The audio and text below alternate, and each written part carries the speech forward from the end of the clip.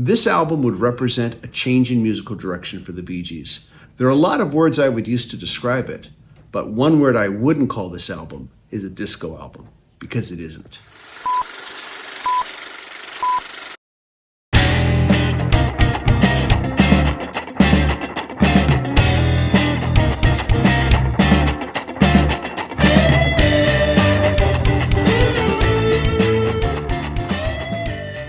Main Course by the Bee Gees was released in 1975. This album featured the hit singles Jive Talkin, Nights on Broadway, and Fanny Be Tender with My Love. These first two hit singles represented a radical departure to a more aggressive R&B sound. This is also the album to first feature Barry Gibb singing in a high falsetto voice, something that he stated he had previously been unaware that he could do.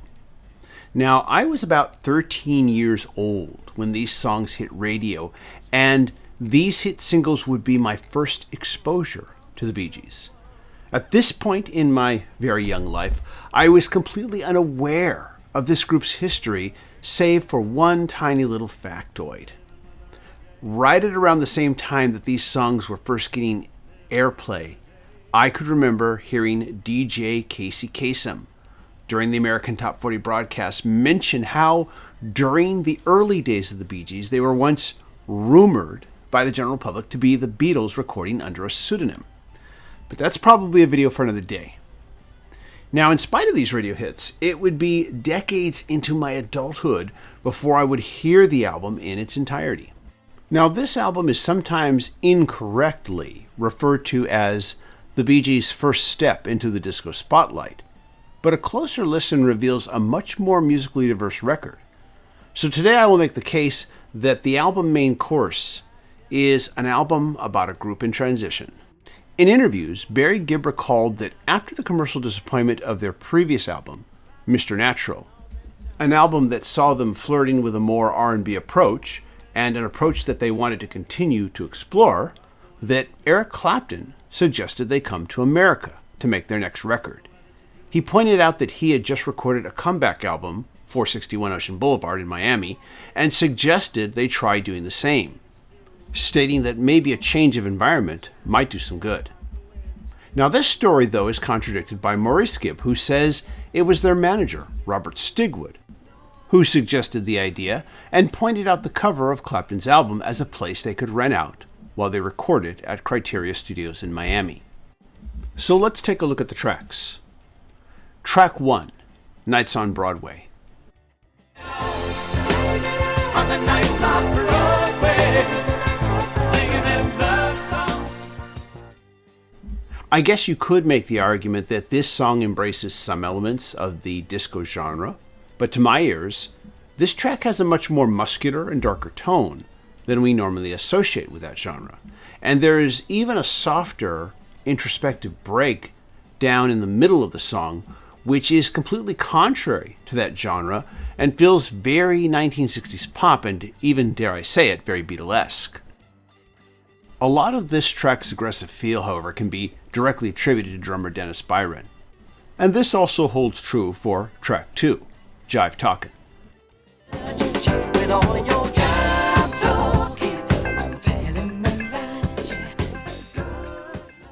This is the other huge hit, and it also certainly contains disco elements, but also feels more in tune with the heavier sound of Stax Records.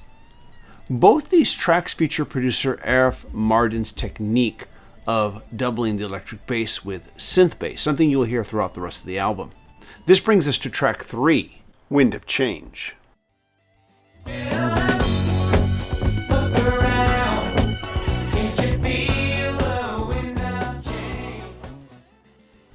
This is the first track on Main Course that I can say honestly and truly embraces disco, with its syrupy strings and mixed funky rhythms.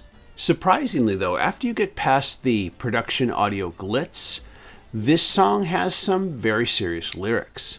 Now, I have read some speculation that this song was the Gibb brothers channeling Stevie Wonder and trying to speak to the black experience. Honestly, I hear the Stevie Wonder part, but in my mind, the lyrics were always about facing and defying life's harsher realities.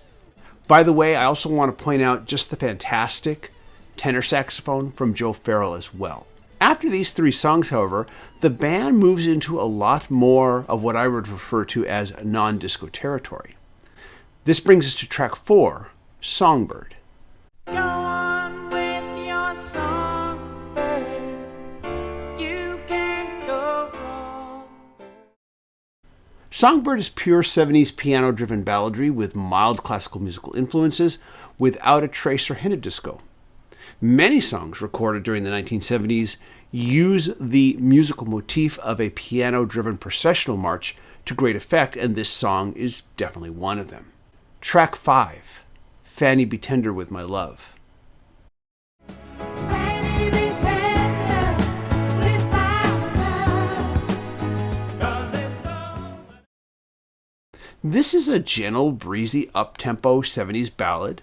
It is indicative of a style of songwriting that was very popular in the 70s that sadly never found much reinvention past the 1970s. But with its strong string section, this one in particular feels like it draws heavily from the girl groups of the 1960s.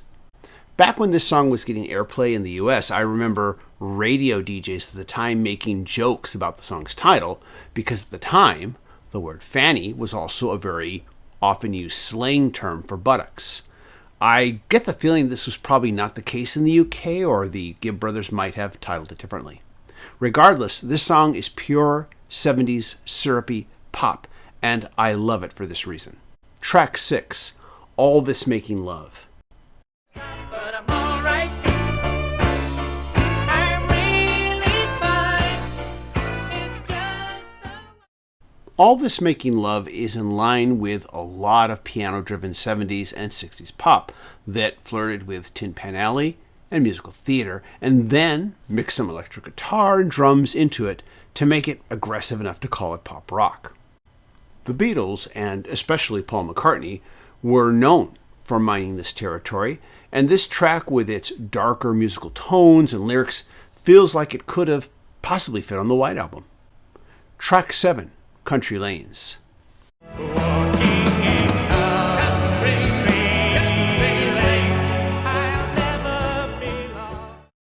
This song feels like it could have been released by Cat Stevens. It's got that 70s gentle, introspective Cat Stevens vibe to it. Listen to it again and let me know if you hear it too.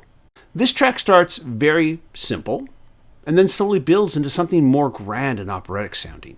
Now, track 7 may have had the word country in the title, but it's really track 8, Come On Over, that actually embraces traditional 70s country music, complete with pedal steel guitar.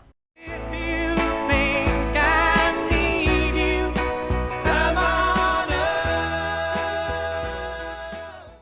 Given a rougher, more sparse production style, and this song could have fit on any number of Rolling Stones albums from the same period. Track 9, Edge of the Universe. Just my dog and I at the edge of the universe. This one embraces 60s psychedelic pop with just a bit more 70s sensibility. This is absolute ear candy, and I really enjoy the fun, crazy, synth-driven repeat chorus at the end. Finally, there's the song's very beautiful, serene, acoustic-driven closing, Baby You Turn Away, track 10. Baby, as you turn away, I will always think of. This is another soft, breezy ballad accented with a touch of melancholy. The only thing I might critique is that I wish it had featured a more prominent piano track. I love the wonderfully beautiful extended fade-out at the end of this one as well. It's very dreamlike and magical. I currently own 2 versions of this album. First, I have this vintage 70s copy. It sounds fantastic. Also, I have this later produced CD version on Reprise Records. Honestly, I don't know how long I've had this one. So while Main Course is often pointed to as the Bee Gees' first step into the disco spotlight, a closer listen reveals a much more musically diverse record. One that blends funk, R&B, soft rock, balladry, country, and even echoes of 60s psychedelic pop. Yes, it includes a few songs that hint at the dance floor dominance to come, but even those are rooted in something grittier and more soulful. So next time someone writes this off as just the beginning of their disco era, you might want to remind them that it's actually one of the more stylistically rich albums of their career. This is TJR. Hope you enjoyed this episode of Weekend Spin. I also want to give a big shout out to my patron supporters. Patron supporters do receive exclusive content not available on this channel.